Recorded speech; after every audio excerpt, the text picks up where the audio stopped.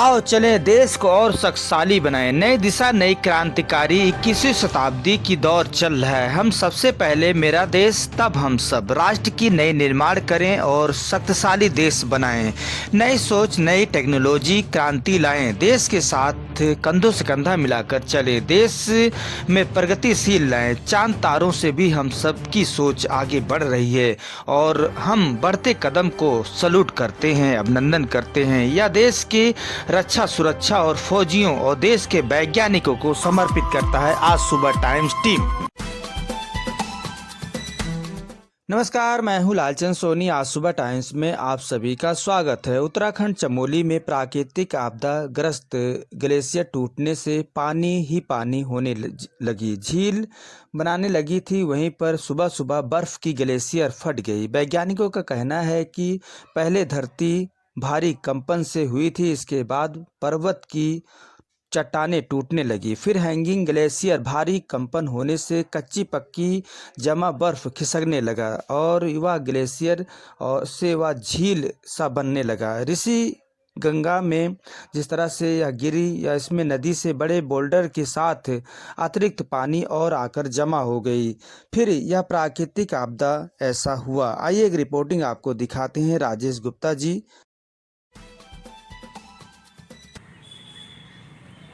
रविवार 7 फरवरी 2021 की सुबह हमारे भारतवर्ष के एक राज्य उत्तराखंड में चमोली ज़िले में जो ग्लेशियर टूट के गिरा, उससे कितनी बड़ी कुदरत की जो आपदा है वो आ गई। और ऐसा कुदरत ने खेल खेला कि कई लोग हमारे बीच से चले गए हैं। उन सब के लिए हम उनको श्रद्धांजलि अर्पित करते हैं। वास्तव में बड़े ही दुख की बात है और बड़े ही दुख के साथ हमें कहना भी पड़ रहा है कि हम विकास के लिए कार्य कर रहे हैं, मगर कुदरत को ये चीज़ें दी हुई हैं जो उनके प्रति हमें कितना सजग और रखना है अपने को, ये एक अध्ययन का विषय है और इस पर हमें अध्ययन भी करना चाहिए।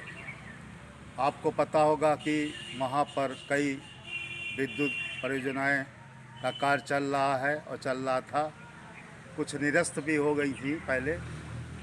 इन सबका इन प्रकृति की चीज़ों में, प्रकृति की जो बनाई हुई चीज़ों में क्या फ़र्क पड़ता है, ये भी एक अध्ययन का विषय है।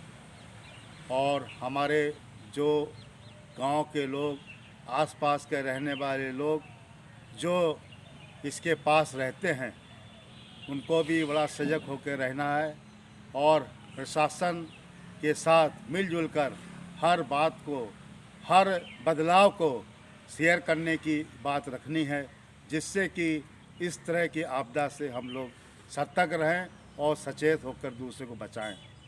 वास्तव में हमारी सरकारें हर तरह की मदद कर रही हैं और हर स्तर की एजेंसीज़ को वहाँ पर लगा रखा है। जो जो अपने कार्य में एक्सपर्ट हैं, विशेषज्ञ हैं, उनको भेजा गया है और वो कार्य करके बचे हुए लोगों को निकालने में लगे हुए हैं।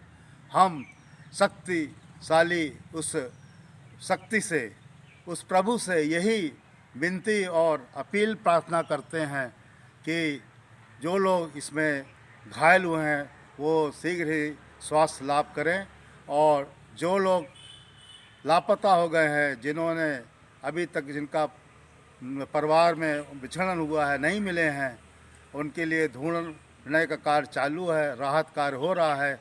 ईश्वर से प्रार्थना है कि वो मिलें और जिन्होंने अपनी इस त्रासदी में अपनी जो है जान न्यौछावर दे दी है, उनकी आत्मा की शांति के लिए हम उस सर्वशक्तिमान से यही प्रार्थना करते हैं कि उनके परिवार को, उनकी आत्मा को धैर्य दे, शांति दे।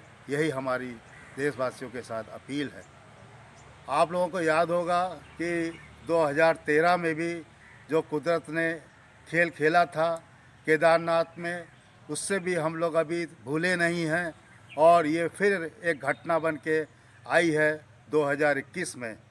हम सब लोगों की अब यही अपील है सरकार से कि इस बारे में अब जो है और भी इस तरह के उपकरण या इस तरह के टेक्नोलॉजी को लगाया जाए जो वहाँ की दिन प्रतिदिन की गतिविधियाँ जो ग्लेशियर में हो रही हैं उसका आकलन हो सके, और साथ ही साथ ऐसी प्राधिकरण का गठन किया जाए जो केवल इस तरह की गतिविधियों पर नज़र रखे और उनको इस त्रासदी से बचाने के लिए क्या उपाय किए जा सकते हैं उस पर अध्ययन करके नए नए सुझाव और नई नई चीज़ों से लोगों को सतर्कता और जागरूकता के प्रति अध्ययन करके जो है उनको ये संदेश दें कि अब हम लोग अपनी टेक्नोलॉजी के माध्यम से भी ऐसा एक प्राधिकरण बना रहे हैं जिससे इस तरह की चीज़ों पर पूरी नज़र रखी जाएगी। वास्तव में हम सरकार के प्रति बड़े ही आभारी हैं, कृतज्ञ हैं, जिन्होंने युद्ध स्तर पर इसको कार्य को कर रखा हुआ है। हर तरह के कमांडो, हर तरह की एजेंसीज़ के जवान इसमें लगे हुए हैं दिन रात, और कोई भी ऐसा कार्य नहीं हो पा रहा है जो असंभव हो। हर तरह की संभवता के साथ सारी मशीनें, सारे अस्त्र शस्त्र, जितने भी औजार हैं वहाँ पर कार्य कर रहे हैं, दिन रात कार्य हो रहा है, और उम्मीद है कि हम काफ़ी लोगों को बचा ले जाएंगे, और इसके लिए हमारा प्रयास भी पूरी ज़ोर ज़ोर से लगा हुआ है। हमारे प्रशासन के जितने लोग हैं, सरकार के जितने लोग हैं, सबकी नज़रें इस कार्य पर लगी हुई हैं। हम ईश्वर से यही प्रार्थना करते हैं कि इस कार्य में लगे लोगों को भी इतना ऊर्जावान करके रखें कि वो इस कार्य में सफल होकर लोगों की एक अमूल्य जान को बचाकर परिवार के साथ ले आएँ। एक देश के लिए जो कार्य उन्होंने कर रहे थे क्या, उसके लिए देश कभी उनको नहीं भूलेगा। और साथ ही साथ हम अपने उन लोगों को भी मदद करने के लिए कहते हैं जो इस कार्य में लगे हुए हैं और जिन्होंने घायल होकर अपने कार्य को अंजाम दिया। उन घायलों के लिए भी जो हमारे जवान हैं, जो हमारे कार्यकर्ता हैं, जो हमारे अन्य एजेंसीज के विशेषज्ञ हैं, वो भी स्वस्थ होकर काम करें, अच्छे से काम करें, जल्दी स्वस्थ हों और उनका हौसला ऐसे ही आगे बढ़ता रहे, जिससे कि इस विषम परिस्थितियों से जो कुदरत ने खेला है चमोली ज़िले में, उससे हम सबको उभार सकें। यही हमारी प्रार्थना और विनती है। जय हिंद, जय Bharat. Rajesh Gupta, ACC staff state chief, west UP. नमस्कार दोस्तों, मेरे चैनल को सब्सक्राइब, लाइक करें और आइकॉन को जरूर दबाएं ताकि आने वाले वीडियो को आपको नोटिफिकेशन मिल जाए। धन्यवाद।